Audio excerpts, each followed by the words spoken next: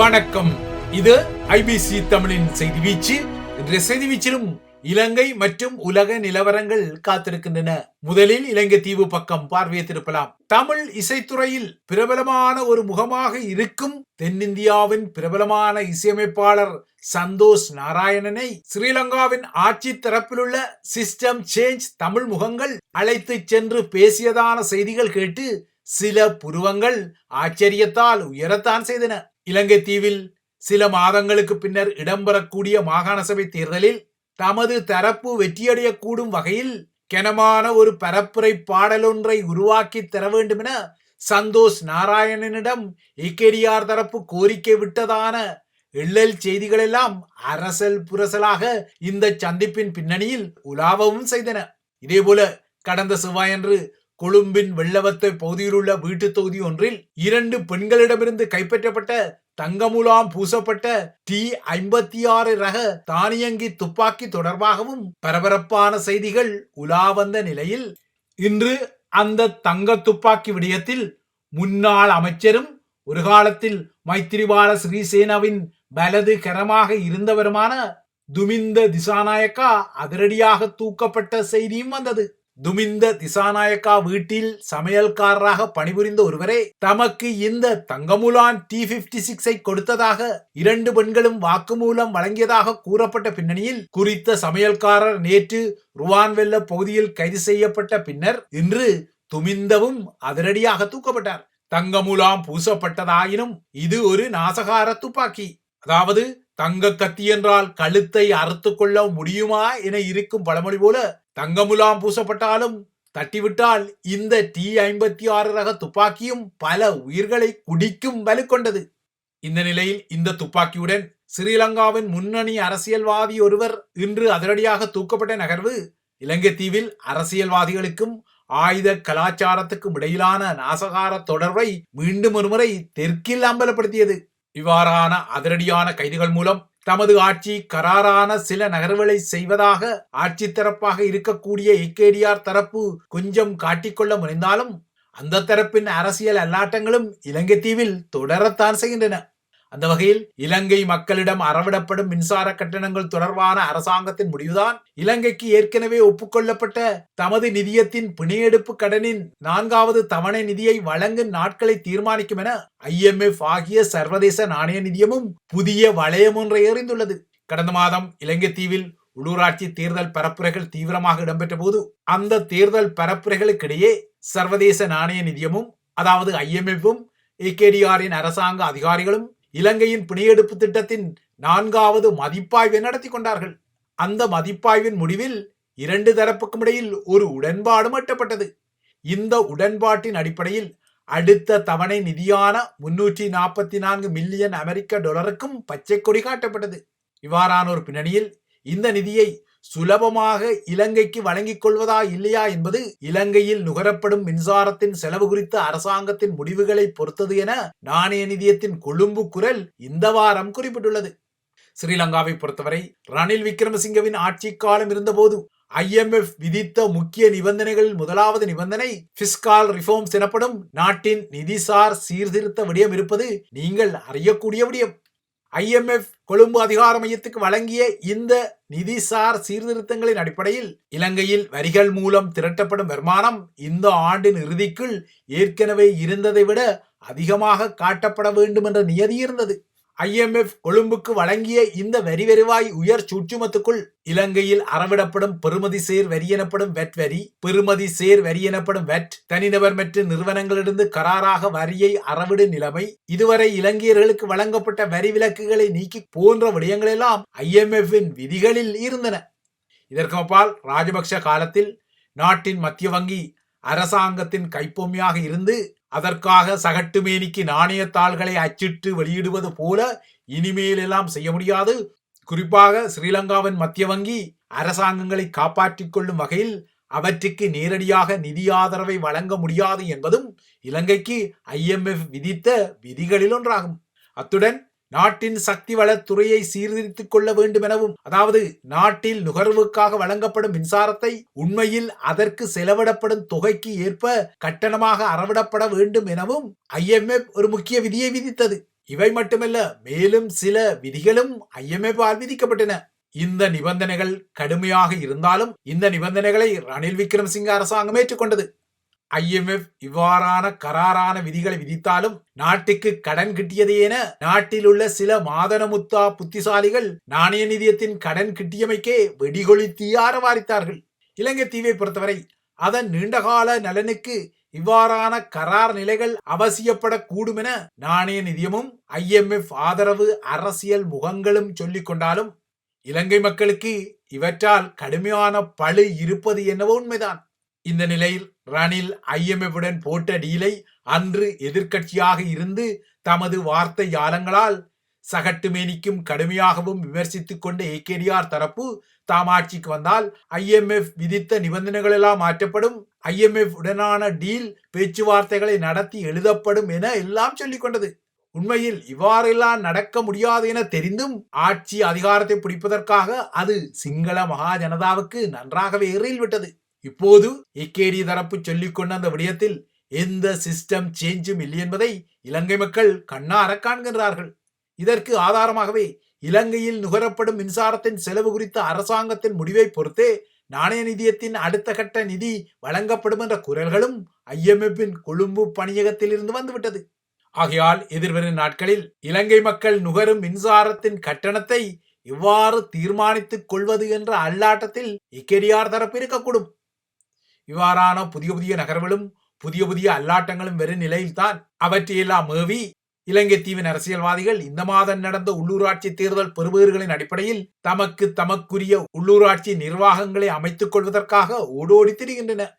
ஆனால் நாணய நிதியம் இலங்கைக்கு விதித்த நிபந்தனைகளில் ஒன்றாக 2028ஆம் ஆண்டிலிருந்து உள்ளூராட்சி மன்றங்களுக்கு வழங்கும் நிதியை மத்திய அரசாங்கம் நிறுத்த வேண்டும் என்ற நிபந்தனை இருப்பது எத்தனை அரசியல்வாதிகள் அறிந்து கொள்வார்களோ தெரியாது. எனினும் உள்ளூராட்சி ஊழியர்களுக்கான வேதனம், அவற்றின் பராமரிப்பு செலவுக்கென மத்திய அரசால் வழங்கப்படும் நிதி வெட்டப்படுவதற்கு இன்னும் 3 வருட காலம் இருப்பதால் இந்த 3 வருட காலத்துக்கிடையில் வந்தது வரை லாபம் என உள்ளூராட்சிகளில் தமது ஆட்சி அதிகார ஆசை தோசை அப்பளம் வடைகளை காவ தலைப்படுகின்றன.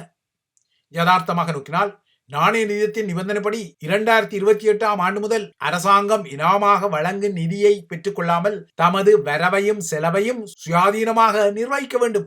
ஆனால் இப்போது இலங்கை தீவில் உள்ள பல உள்ளூராட்சிகளின் வினைத்திறன் இலட்சணத்தை நோக்கிக் கொண்டால் 28ஆம் ஆண்டுக்கு பின்னர் பல உள்ளூராட்சி மன்றங்கள் தங்கணத்துவம் போட்டு சீர்கெட்டு போவது திண்ணமாக தெரிகிறது. தமிழ் தேசியத்திலும் அதிகாரம் என்ற பொதுவான கவசத்தை அகற்றிவிட்டு நோக்கினால் கூட தமிழர் தாயகத்தின் உள்ளூராட்சி கட்டமைப்புக்குள்ளும் பெரும் சீத்துவக்கேடுகள் உண்டு.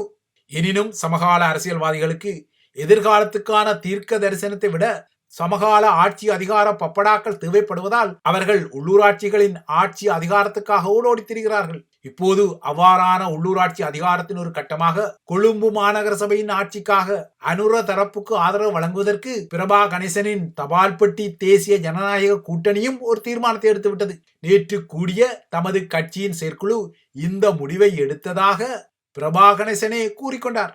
ஸ்ரீலங்காவின் முதன்மை தலையாரி AKDRும் ஸ்ரீலங்காவின் எதிர்க்கட்சி தலைவர் சஜித்தாரும் தமது கட்சிக்கு அழைப்பு விடுத்திருந்த நிலையில் AKDRுடன் இணைவதே சால பொருத்தம் என்ற வகையில் கொழும்பு மாநகர சபையில் தேசிய மக்கள் சக்திக்கு ஆதரவளிக்க தமது தபால் பெட்டி தீர்மானித்ததாகவும் பிரபா கணேசன் கூறிக்கொண்டார். இலங்கை தீவின் அண்மைய உள்ளூராட்சி முடிவுகளில் ஸ்ரீலங்கா தலைநகர் கொழும்பின் மாநகர சபை முக்கிய பேசுபொருளாக மாற்றப்பட்டமைக்கு காரணங்கள் உள்ளன. ஏனென்றால் அது நாட்டின் தலைநகரில் உள்ள மாநகர சபை.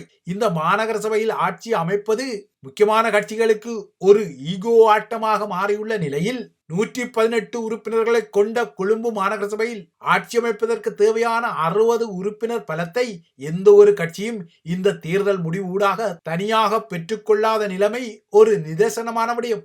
எனினும் AKDR தரப்புத்தான் கொழும்பு மாநகர சபைக்கென வெளிவந்த தேர்தல் முடிவுகளில் அதிக ஆசனங்களை, அதாவது 48 உறுப்பினர்களை வென்றது. எனினும் எதிர்த்தரப்பில் 70 உறுப்பினர்கள் இருப்பது அதற்கு ஆட்சி அமைப்பதற்கு போதாத நிலை. இதேபோல சஜித் அணிக்கு 29 உறுப்பினர்கள் இருந்தாலும் அதற்கும் AKDR உட்பட்ட எதிரணியில் அதிகமான நிலை. இந்த சாத்தியப்பாடுகளின் அடிப்படையில் கொழும்பு மாநகர சபையின் ஆட்சி அதிகாரத்தை கடந்த தேர்தல் முடிவுகளில் அந்த மாநகர சபையில் வெற்றி பெற்ற சுயேட்சை குழுக்களின் உறுப்பினர்களின் ஆதரவுடன் வசப்படுத்த ஏகேடிஆர் தரப்பு முயலின் நிலையில் தற்போது பேரம் படிந்து விட்டதாக தெரிகிறது. ஆனால் இந்த பேரங்களுக்காக கொழும்பு மாநகர சபையில் பாதாள உலக தொடர்புகள் மற்றும் மாபியா தொடர்புகளுடன் உள்ள உறுப்பினர்களின் ஆதரவையும் ஏகேடிஆர் தரப்பு நாடிக்கொள்வதுதான் காலத்தின் கொடுமையாகவும் பேச்சுப்பல்லக்கு தம்பி கால்நடை என்பதையும் அம்பலப்படுத்த தலைப்படுகின்றது. இந்த தேர்தலில் ஸ்ரீலங்காவின் போதைப்பொருள் சாம்ராஜ்யத்தில் குடுலால் என்ற நாமகரணத்தை பெற்று முக்கிய அரசியல் கட்சிகளுடன் கடந்த காலத்தில் தொடர்புகளை பேணிய லால் பீரிஸின் 2 புதல்வர்களும் சுயேட்சை குழுக்களில் போட்டியிட்டு தமது தரப்பில் 3 உறுப்பினர்களை வெற்றி கொண்ட நிலையில் இப்போது அவ்வாறான சுயேட்சை குழுக்களின் ஆதரவையும் ஏகேடிஆர் தரப்பு பெற்றுள்ளதாக தெரிகிறது. கொழும்பு மாநகர சபையில் உள்ள அனைத்து சுயேட்சை குழுக்களின் ஆதரவுடன் தாம் ஆட்சி அமைக்கப் போவதாக தேசிய மக்கள் சக்தி கூறிக்கொள்ளும் அடிப்படையில் நோக்கினால் பாதாள உலக தொடர்பு, போதை வஸ்து வணிக தொடர்பு போன்ற தொடர்புகளுடன் உள்ள குடுலால் எனப்படும் லால் பீரிஸின் புதல்வர்கள் உள்ள சுயேட்சை குழுவின் ஆதரவையும் ஏகேடிஆர் தரப்பு பெற்றிருக்கின்றதா என்ற வினாவும் எழுகின்றது. ஸ்ரீலங்காவின் பாதுகாப்பு அமைச்சகத்தில் அண்மையில் உருவாக்கப்பட்ட இன்டர்னல் அஃபேர்ஸ் யூனிட் என்ற உள்ளக விவகார பிரிவு நாட்டின் பொது சேவைகளில் உள்ள ஊழல் மற்றும் முறைகேடுகளை தேடி பிடிக்கும் எனவும் இந்த பிரிவு 2029 ஆண்டுக்குள் இலங்கையிலிருந்து ஊழலை துரத்தி கட்டும் எனவும் இந்த பிரிவு பொது நிறுவனங்களில் பணியாற்றும் அதிகாரிகளின் நகர்வுகளை தேசிய புலனாய்வு துறையை கொண்டு கண்காணித்து அவர்கள் ஊழல்களை செய்தால் அவர்களை தூக்கும் என்றெல்லாம் செய்திகள் சொல்லப்பட்டன. இதற்கும் அப்பால் ராஜபக்சக்களின் தாமரை மொட்டு பொதுஜன பெரமுன அணி, ரணிலின் ஐக்கிய தேசிய கட்சி அணி, சஜித்தின் ஐக்கிய மக்கள் சக்தி ஆகிய கட்சிகளில் உள்ள பல அரசியல்வாதிகள் நாட்டில் உள்ள அதிசக்தி வாய்ந்த 10 பாதாள உலக கும்பல்களுடன் நேரடியான தொடர்புகளை கொண்டுள்ளதாகவும் ஏகேடிஆரின் ஆட்சி தரப்பு குற்றம் சாட்டியிருந்தது. அவ்வாறாக பாதாள உலகுடன் நேரடி தொடர்புகளை கொண்ட சில அரசியல்வாதிகள் தற்போது கண்டுபிடிக்கப்பட்டுள்ளதால் அவர்களின் பெயர்கள் விரைவில் நாடாளுமன்றத்தில் பகிரங்கப்படுத்தப்படும் எனவும் ஏகேடிஆரின் பொதுமக்கள் பாதுகாப்பு அமைச்சர் ஆனந்த விஜயபால குறிப்பிட்டார். இவ்வாறாக எல்லாம் கதைகள் சொல்லப்படும் நிலையில்தான் பாதாள உலகுடன் தொடர்பு கொண்ட சில சுயேட்சை உள்ளூராட்சி உறுப்பினர்களின் ஆதரவுடன் கொழும்பு மாநகர சபையில் ஏகேடிஆர் தரப்பு ஆட்சி அமைக்க உள்ளதான கதைகள் வெளிப்படுகின்றன. ஆனால் இவ்வாறான கதைகளை அல்லது செய்திகளை ஏகேடிஆர் தரப்பு துச்சமென மிதித்து செல்ல முடியாது. ஏனென்றால் இலங்கையில் விரவியுள்ள ஊழல் மற்றும் முறைகேடுகளை களைவதற்காக வாராது வந்த மாமணியான அரசாங்கம் என்ற வகையில் இந்த விடயத்தில் சிஸ்டம் சேஞ்ச்காரர்களும் பதில் சொல்லியே ஆக வேண்டும். இவை இலங்கை குறித்த விடயங்கள். அடுத்து அனைத்துலக நிலவரங்களை நோக்கினால் உலக புகழ்பெற்ற பல்கலைக்கழகங்களில் முதன்மை நிலையில் உள்ள அமெரிக்காவின் ஹவார்ட் பல்கலைக்கழகம் இனிமேல் அனைத்துலக மாணவர்களை இணைத்துக் கொள்ள முடியாத வகையில் அமெரிக்க அரசு தலைவர் டொனால்ட் டிரம்பின் புதிய அதிரடி நகர்வு பாய்ந்துள்ளது. தனது நிர்வாகத்தின் கொள்கைகளுக்கு ஹவார்ட் பல்கலைக்கழக நிர்வாகம் அடிபணிய மறுத்தது என்ற அடிப்படையில் இந்த நகர்வு எடுக்கப்பட்டமை உலக புத்திஜீவிகளையும் அதிர்ச்சியடைய வைத்துள்ளது. டிரம்பின் இந்த முடிவால் ஹவார்ட் பல்கலைக்கழகம் இனிமேல் வெளிநாட்டு மாணவர்களை இணைத்துக் கொள்ள முடியாது என்பதுடன் தற்போது அங்கு கல்வி பயிலும் பல்லாயிரம் வெளிநாட்டு மாணவர்கள் தங்கள் சட்டபூர்வ கற்கை அந்தஸ்தை மாற்ற வேண்டிய அல்லது இழக்க வேண்டிய நிலைக்கும் ஆளாகியுள்ளார்கள். பலஸ்தீன பகுதிகள் மீதான இஸ்ரேலிய தாக்குதல்களை கண்டித்து ஹவார்ட் பல்கலைக்கழகத்தின் போராட்டங்களில் பங்கேற்ற வெளிநாட்டு மாணவர்கள் மற்றும் ஊழியர்களை குறிவைப்பதற்காக பல்கலைக்கழக நிர்வாகம் அங்கு பயிலும் வெளிநாட்டு மாணவர்கள் அனைவரினதும் நடத்தை பதிவுகளை கடந்த வாரம் ட்ரம்ப் நிர்வாகம் கோரியிருந்தது. ஆனால் ட்ரம்ப் நிர்வாகம் கோரியபடி பல்கலைக்கழக நிர்வாகம் மாணவர்களின் விவரங்களை வழங்க மறுத்ததை அடுத்து இந்த நடவடிக்கைகள் வந்துள்ளன. ஹவார்ட் பல்கலைக்கழகத்தை பொறுத்தவரை அது $2.2 பில்லியன் நிதியை மத்திய அரசின் மானியமாக பெறுகிறது. அத்துடன் $60 மில்லியன் ஒப்பந்தங்களையும் அது பெறுகிறது. ஆனால் ட்ரம்பின் இந்த அதிரடியால் இந்த 2 விடயங்களும் இனிமேல் ஹவார்ட் பல்கலைக்கழகத்துக்கு கிடைக்காது என்பதால் அது பெரும் சிக்கலுக்கு ஆளாகக்கூடும். எனினும் ட்ரம்பின் இந்த நகர்வு சட்டவிரோதமானது என உடனடியாக குரல் கொடுத்துள்ள ஹவார்ட் பல்கலைக்கழகம் 140க்கும் மேற்பட்ட நாடுகளைச் சேர்ந்த சர்வதேச மாணவர்கள் மற்றும் புத்திஜீவிகளை வரவேற்று கல்வி வழங்கும் தமது முடிவுகளில் மாற்றம் இல்லை எனவும் சூளுரைத்துள்ளது. ஹவார்ட் பல்கலைக்கழகத்தில் இந்த வருட கல்வியாண்டில் 6793 சர்வதேச மாணவர்கள் கல்வி கற்று வருவது குறிப்பிடத்தக்கது. இந்த நிலையில் அமெரிக்க தலைநகர் வாஷிங்டனில் இஸ்ரேலிய தூதரகத்தைச் சேர்ந்த பணியாளர்கள் 2 கொல்லப்பட்டதை தொடர்ந்து அமெரிக்காவில் உள்ள ஜூத கூட்டமைப்புகளும் 42 ஜூத அமைப்புகளும் அமெரிக்காவில் யூதர்களுக்கு முறையான பாதுகாப்பு வழங்கப்பட வேண்டும் என புதிய அழைப்பை விடுத்துள்ளன. இந்த தாக்குதலை நடத்திய சந்தேக நபரான 31 வயதான எலியாஸ் ரோட்ரிக்ஸ் மீது தற்போது கொலை குற்றச்சாட்டுகள் சுமத்தப்பட்டு அவர் தடுத்து வைக்கப்பட்டுள்ளார். கைது செய்யப்பட்ட எலியாஸ் ரோட்ரிக்ஸ் பலஸ்தீனியர்களின் சுதந்திரம் தொடர்பாகவும் சுதந்திர பலஸ்தீனம் தொடர்பாகவும் கொட்டொலிகளை எழுப்பியதை காணொளிகளில் காண முடிந்தது.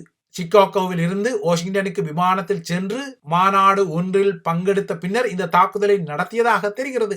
கைது செய்யப்பட்ட இவர் மீதான அடுத்த கட்ட விசாரணை ஜூன் 18ஆம் தேதி நடைபெறும் என அறிவிக்கப்பட்டுள்ளது. தாக்குதலுக்கு பயன்படுத்தப்பட்ட துப்பாக்கியை கடந்த 2020ஆம் ஆண்டில் ரோட்ரிக்ஸ் வாங்கியதாகவும் கண்டுபிடிக்கப்பட்டுள்ளது.